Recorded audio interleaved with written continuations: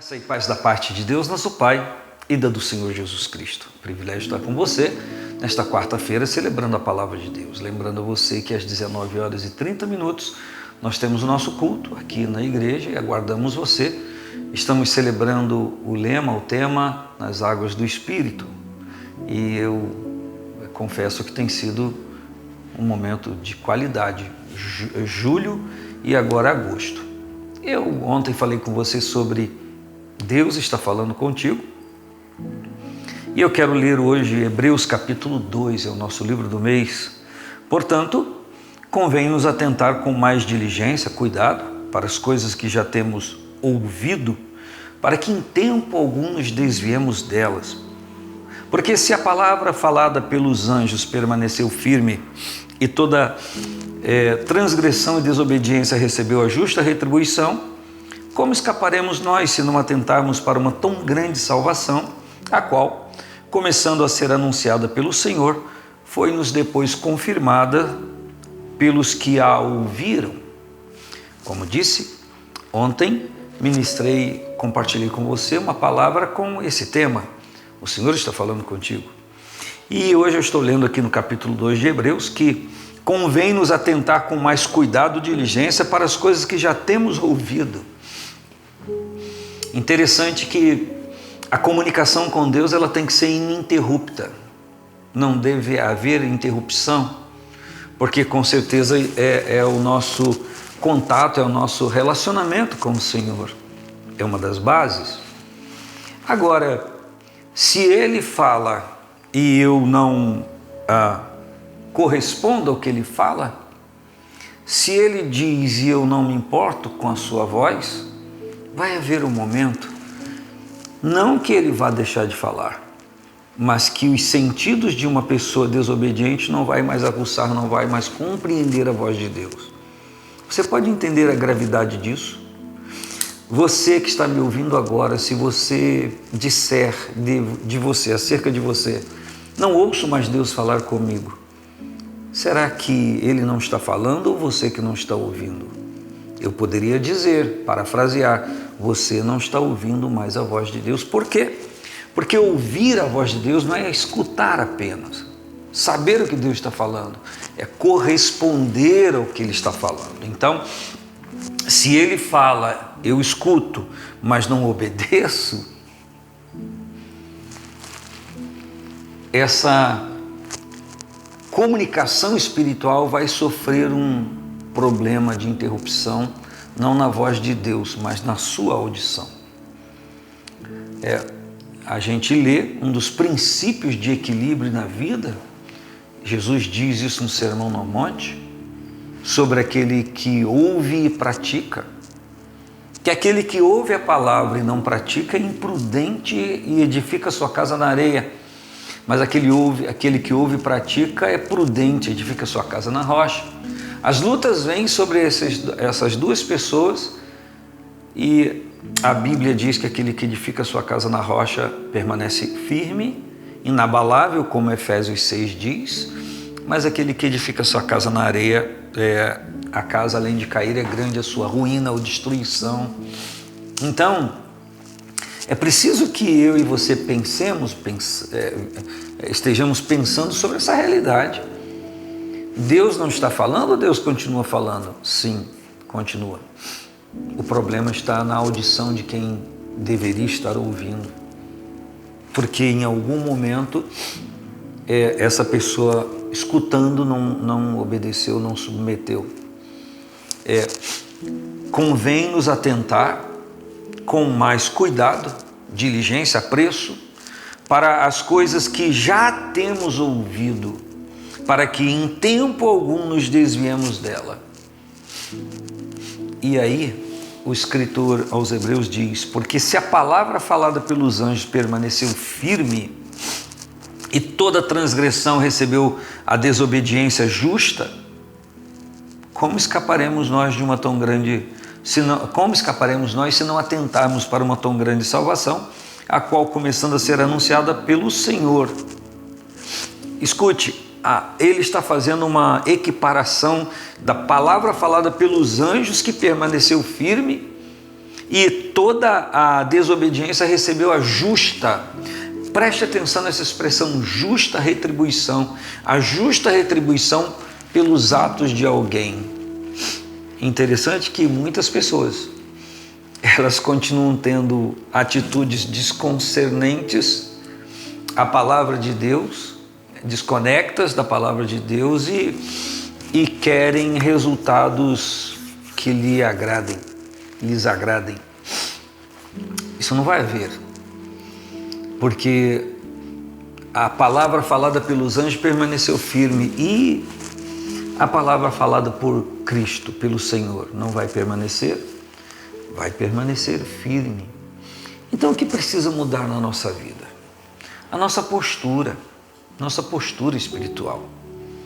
Nós precisamos acolher a palavra de Deus. A Bíblia diz que é bem-aventurado aquele que ouve e pratica. Então, todas as pessoas gostam de ouvir boas coisas. Esse talvez seja um dos grandes problemas do ser humano. Gosta de ouvir palavras que afagam o seu ego, ou a sua égua, afaga o seu ser. Eu estou triste, tadinho, você merece sofrer, você tem mais que sofrer, é justo o seu sofrimento.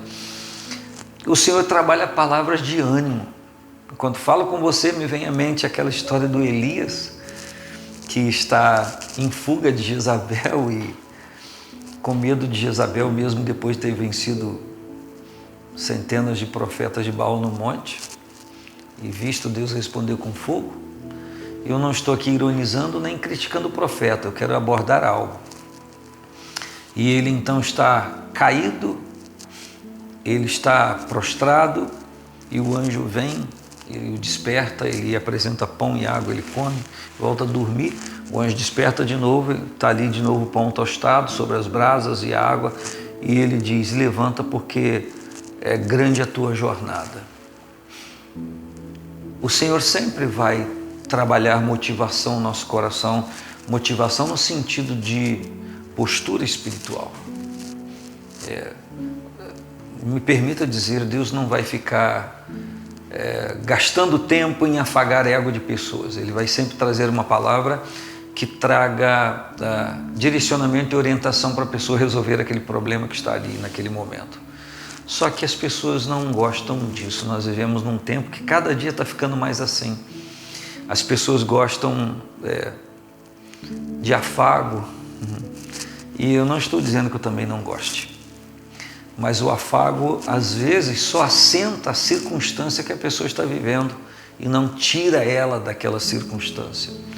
E a palavra da verdade, a palavra de vida, que é a palavra do Senhor, vai motivar a pessoa a se erguer, vai motivar a pessoa a se despertar, a ela ir em frente. Mas se Deus fala e eu escuto e não pratico, então eu não dei ouvidos. E se eu não dei ouvidos, possa ser que o Senhor, por sua misericórdia infinita, continue falando, mas o meu sentido espiritual vai se fechando a partir do momento que eu não tenho interesse em corresponder. Se humanamente falando a gente lida com pessoas às vezes que só veem o seu lado, só a sua posição e não estão nem a fim de olhar a razão da outra pessoa, imagine no relacionamento com Deus. É por isso que muitas pessoas ficam enraivecidas, né? E até dizem, eu estou com raiva de Deus, eu estou aborrecida, eu não sei por que Deus fez isso. Eu não estou ironizando a sua situação, estou só interpretando um pouquinho.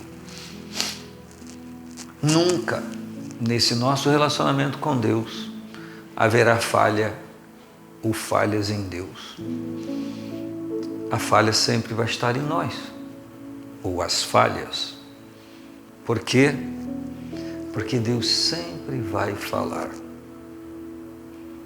Mas nem sempre nós vamos dar ouvidos ao que Ele fala. Então deixa eu reler esse texto. Convém nos atentar com mais cuidado, diligência, apreço para as coisas que já temos ouvido. Ele já falou e a gente já entendeu. para que em tempo algum nos desviemos dessas coisas que ele falou. Porque se a palavra falada pelos anjos permaneceu firme, é exatamente assim, e toda transgressão recebeu a devida desobediência ou a justa, no sentido de fazer o que é compatível àquela desobediência, como nós vamos escapar se não atentarmos para essa tão grande salvação que nos foi trazida pelo Senhor e depois confirmada por aqueles que ouviram? Interessante que os apóstolos ouviram a mensagem de salvação e confirmaram, e reproduziram, e repassaram.